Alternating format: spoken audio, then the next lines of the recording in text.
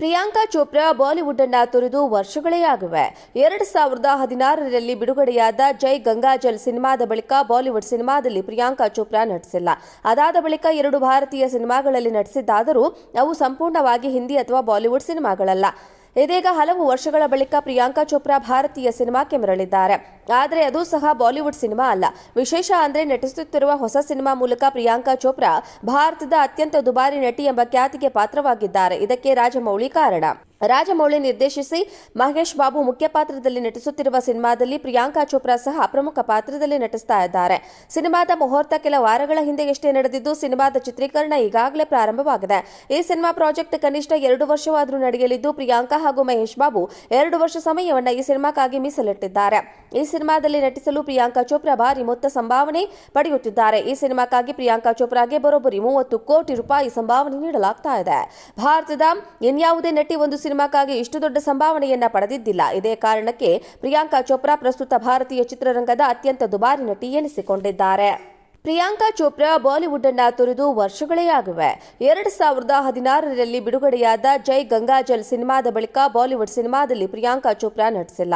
ಅದಾದ ಬಳಿಕ 2 ಭಾರತೀಯ ಸಿನಿಮಾಗಳಲ್ಲಿ ನಟಿಸಿದ್ದಾದರೂ ಅವು ಸಂಪೂರ್ಣವಾಗಿ ಹಿಂದಿ ಅಥವಾ ಬಾಲಿವುಡ್ ಸಿನಿಮಾಗಳಲ್ಲ. ಇದೀಗ ಹಲವು ವರ್ಷಗಳ ಬಳಿಕ ಪ್ರಿಯಾಂಕಾ ಚೋಪ್ರಾ ಭಾರತೀಯ ಸಿನಿಮಾಕ್ಕೆ ಮರಳಿದ್ದಾರೆ. ಆದರೆ ಅದು ಸಹ ಬಾಲಿವುಡ್ ಸಿನಿಮಾ ಅಲ್ಲ. ವಿಶೇಷ ಅಂದ್ರೆ ನಟಿಸುತ್ತಿರುವ ಹೊಸ ಸಿನಿಮಾ ಮೂಲಕ ಪ್ರಿಯಾಂಕಾ ಚೋಪ್ರಾ ಭಾರತದ ಅತ್ಯಂತ ದುಬಾರಿ ನಟಿ ಎಂಬ ಖ್ಯಾತಿಗೆ ಪಾತ್ರವಾಗಿದ್ದಾರೆ. ಇದಕ್ಕೆ ರಾಜಮೌಳಿ ಕಾರಣ.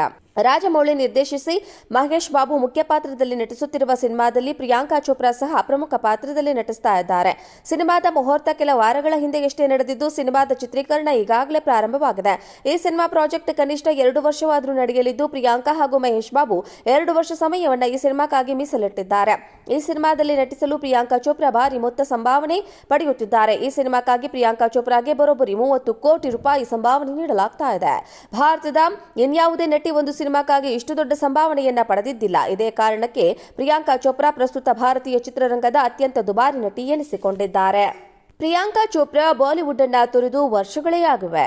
2016ರಲ್ಲಿ ಬಿಡುಗಡೆಯಾದ ಜೈ ಗಂಗಾಜಲ್ ಸಿನಿಮಾದ ಬಳಿಕ ಬಾಲಿವುಡ್ ಸಿನಿಮಾದಲ್ಲಿ ಪ್ರಿಯಾಂಕಾ ಚೋಪ್ರಾ ನಟಿಸಿಲ್ಲ. ಅದಾದ ಬಳಿಕ 2 ಭಾರತೀಯ ಸಿನಿಮಾಗಳಲ್ಲಿ ನಟಿಸಿದ್ದಾದರೂ ಅವು ಸಂಪೂರ್ಣವಾಗಿ ಹಿಂದಿ ಅಥವಾ ಬಾಲಿವುಡ್ ಸಿನಿಮಾಗಳಲ್ಲ. ಇದೀಗ ಹಲವು ವರ್ಷಗಳ ಬಳಿಕ ಪ್ರಿಯಾಂಕಾ ಚೋಪ್ರಾ ಭಾರತೀಯ ಸಿನಿಮಾಕ್ಕೆ ಮರಳಿದ್ದಾರೆ. ಆದರೆ ಅದು ಸಹ ಬಾಲಿವುಡ್ ಸಿನಿಮಾ ಅಲ್ಲ.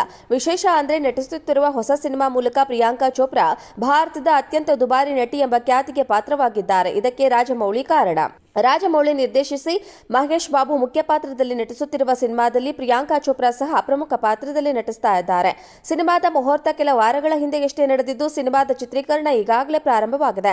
ಈ ಸಿನಿಮಾ ಪ್ರಾಜೆಕ್ಟ್ ಕನಿಷ್ಠ 2 ವರ್ಷವಾದರೂ ನಡೆಯಲಿದ್ದು, ಪ್ರಿಯಾಂಕಾ ಹಾಗೂ ಮಹೇಶ್ ಬಾಬು 2 ವರ್ಷ ಸಮಯವನ್ನು ಈ ಸಿನಿಮಾಕ್ಕಾಗಿ ಮೀಸಲಿಟ್ಟಿದ್ದಾರೆ. ಈ ಸಿನಿಮಾದಲ್ಲಿ ನಟಿಸಲು ಪ್ರಿಯಾಂಕಾ ಚೋಪ್ರಾ ಭಾರಿ ಮೊತ್ತ ಸಂಭಾವನೆ ಪಡೆಯುತ್ತಿದ್ದಾರೆ. ಈ ಸಿನಿಮಾಕ್ಕಾಗಿ ಪ್ರಿಯಾಂಕಾ ಚೋಪ್ರಾಗೆ ಬರೋಬ್ಬರಿ 30 ಕೋಟಿ ರೂಪಾಯಿ ಸಂಭಾವನೆ ನೀಡಲಾಗ್ತಾ ಇದೆ.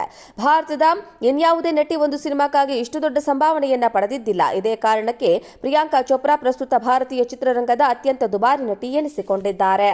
ಪ್ರಿಯಾಂಕಾ ಚೋಪ್ರಾ ಬಾಲಿವುಡ್ ಅನ್ನ ತೊರೆದು ವರ್ಷಗಳೇ ಆಗಿವೆ. 2016ರಲ್ಲಿ ಬಿಡುಗಡೆಯಾದ ಜೈ ಗಂಗಾಜಲ್ ಸಿನಿಮಾದ ಬಳಿಕ ಬಾಲಿವುಡ್ ಸಿನಿಮಾದಲ್ಲಿ ಪ್ರಿಯಾಂಕಾ ಚೋಪ್ರಾ ನಟಿಸಿಲ್ಲ. ಅದಾದ ಬಳಿಕ 2 ಭಾರತೀಯ ಸಿನಿಮಾಗಳಲ್ಲಿ ನಟಿಸಿದ್ದಾದರೂ ಅವು ಸಂಪೂರ್ಣವಾಗಿ ಹಿಂದಿ ಅಥವಾ ಬಾಲಿವುಡ್ ಸಿನಿಮಾಗಳಲ್ಲ. ಇದೀಗ ಹಲವು ವರ್ಷಗಳ ಬಳಿಕ ಪ್ರಿಯಾಂಕಾ ಚೋಪ್ರಾ ಭಾರತೀಯ ಸಿನಿಮಾಕ್ಕೆ ಮರಳಿದ್ದಾರೆ. ಆದರೆ ಅದು ಸಹ ಬಾಲಿವುಡ್ ಸಿನಿಮಾ ಅಲ್ಲ. ವಿಶೇಷ ಅಂದ್ರೆ ನಟಿಸುತ್ತಿರುವ ಹೊಸ ಸಿನಿಮಾ ಮೂಲಕ ಪ್ರಿಯಾಂಕಾ ಚೋಪ್ರಾ ಭಾರತದ ಅತ್ಯಂತ ದುಬಾರಿ ನಟಿ ಎಂಬ ಖ್ಯಾತಿಗೆ ಪಾತ್ರವಾಗಿದ್ದಾರೆ. ಇದಕ್ಕೆ ರಾಜಮೌಳಿ ಕಾರಣ. ರಾಜಮೌಳಿ ನಿರ್ದೇಶಿಸಿ ಮಹೇಶ್ ಬಾಬು ಮುಖ್ಯ ಪಾತ್ರದಲ್ಲಿ ನಟಿಸುತ್ತಿರುವ ಸಿನಿಮಾದಲ್ಲಿ ಪ್ರಿಯಾಂಕಾ ಚೋಪ್ರಾ ಸಹ ಪ್ರಮುಖ ಪಾತ್ರದಲ್ಲಿ ನಟಿಸ್ತಾ ಇದ್ದಾರೆ. ಸಿನಿಮಾದ ಮುಹೂರ್ತ ಕೆಲ ವಾರಗಳ ಹಿಂದೆಯಷ್ಟೇ ನಡೆದಿದ್ದು, ಸಿನಿಮಾದ ಚಿತ್ರೀಕರಣ ಈಗಾಗಲೇ ಪ್ರಾರಂಭವಾಗಿದೆ. ಈ ಸಿನಿಮಾ ಪ್ರಾಜೆಕ್ಟ್ ಕನಿಷ್ಠ 2 ವರ್ಷವಾದರೂ ನಡೆಯಲಿದ್ದು, ಪ್ರಿಯಾಂಕಾ ಹಾಗೂ ಮಹೇಶ್ ಬಾಬು 2 ವರ್ಷ ಸಮಯವನ್ನು ಈ ಸಿನಿಮಾಕ್ಕಾಗಿ ಮೀಸಲಿಟ್ಟಿದ್ದಾರೆ. ಈ ಸಿನಿಮಾದಲ್ಲಿ ನಟಿಸಲು ಪ್ರಿಯಾಂಕಾ ಚೋಪ್ರಾ ಭಾರಿ ಮೊತ್ತ ಸಂಭಾವನೆ ಪಡೆಯುತ್ತಿದ್ದಾರೆ. ಈ ಸಿನಿಮಾಕ್ಕಾಗಿ ಪ್ರಿಯಾಂಕಾ ಚೋಪ್ರಾಗೆ ಬರೋಬ್ಬರಿ 30 ಕೋಟಿ ರೂಪಾಯಿ ಸಂಭಾವನೆ ನೀಡಲಾಗ್ತಾ ಇದೆ. ಭಾರತದ ಇನ್ಯಾವುದೇ ನಟಿ ಒಂದು ಸಿನಿಮಾಕ್ಕಾಗಿ ಇಷ್ಟು ದೊಡ್ಡ ಸಂಭಾವನೆಯನ್ನ ಪಡೆದಿದ್ದಿಲ್ಲ. ಇದೇ ಕಾರಣಕ್ಕೆ ಪ್ರಿಯಾಂಕಾ ಚೋಪ್ರಾ ಪ್ರಸ್ತುತ ಭಾರತೀಯ ಚಿತ್ರರಂಗದ ಅತ್ಯಂತ ದುಬಾರಿ ನಟಿ ಎನಿಸಿಕೊಂಡಿದ್ದಾರೆ.